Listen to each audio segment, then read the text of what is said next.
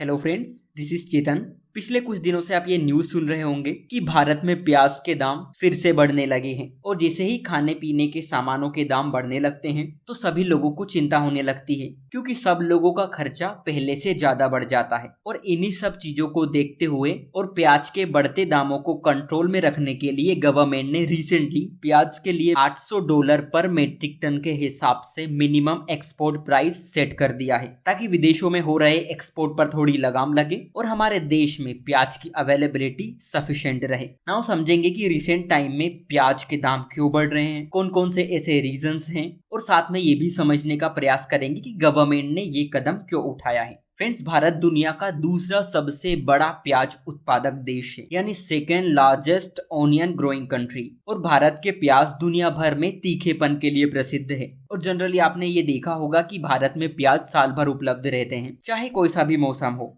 भारत में प्याज की बहुत सारी किस्में होती हैं, जिसे लाल प्याज, सफेद प्याज, ये सब। कुछ पीले प्याज की भी किस्में होती हैं, जिसे यूरोपियन कंट्रीज को एक्सपोर्ट किया जाता है। इसके प्रोडक्शन की बात करें तो देश में महाराष्ट्र ओनियन प्रोडक्शन में पहले नंबर पर आता है, यानी प्याज के उत्पादन में महाराष्ट्र का प्रथम स्थान है। उसके बाद कर्नाटका, मध्य प्रदेश, गुजरात, बिहार, आंध्र प्रदेश, राजस्थान, हरियाणा और तेलंगाना जैसे राज्य शामिल हैं।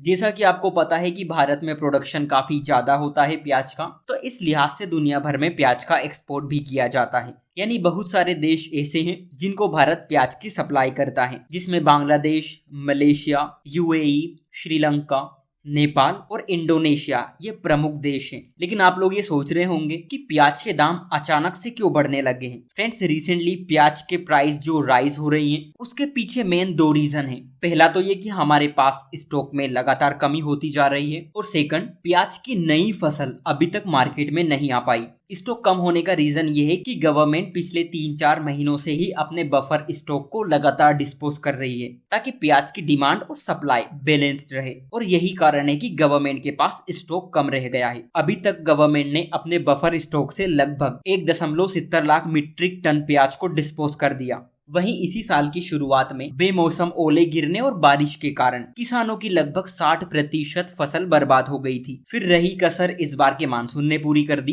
क्योंकि आप जानते होंगे कि इस बार मानसून बहुत देर से आया था। इसके चलते प्याज को रोपने की प्रक्रिया भी देर से शुरू हुई। इसका मतलब है कि नई फसल आने में अभी और भी टाइम लगेगा। लेकिन आमतौर पर ऐसा माना जाता है कि अक्टूबर तक नई फसल आ जाती है, लेकिन इस बार मिड नवंबर तक आएगी, और तब तक प्याज की कीमतें लगभग ज्यादा ही रहेंगी, क्योंकि मार्केट में अभी नई प्याज नहीं आ पाए हैं, जिसके चलते बड़े पैमाने पर देश में प्याज की कमी हो गई। और प्याज की इन्हीं बढ़ती कीमतों पर लगाम लगाने के लिए गवर्नमेंट ने $800 पर मीट्रिक टन के हिसाब से मिनिमम एक्सपोर्ट प्राइस सेट कर दिया, और ये एक्सपोर्ट प्राइस 30 दिसंबर 2023 तक लागू रहेगा। इसका मतलब है कि भारत से बाहर जो प्याज का निर्यात होगा वो $800 प्रति मीट्रिक टन के हिसाब से होगा। इससे होगा ये कि हमारा एक्सपोर्ट महंगा हो जाएगा और इन प्याज की अवेलेबिलिटी इंडिया में ही बनी रहेगी। इससे ये होगा कि मार्केट में प्याज की सप्लाई अच्छी हो जाएगी और प्याज की बढ़ती कीमतों पर काबू पा लिया जाएगा। इसी के साथ गवर्नमेंट एक काम और करेगी कि केंद्र सरकार पिछले साल खरीदे गए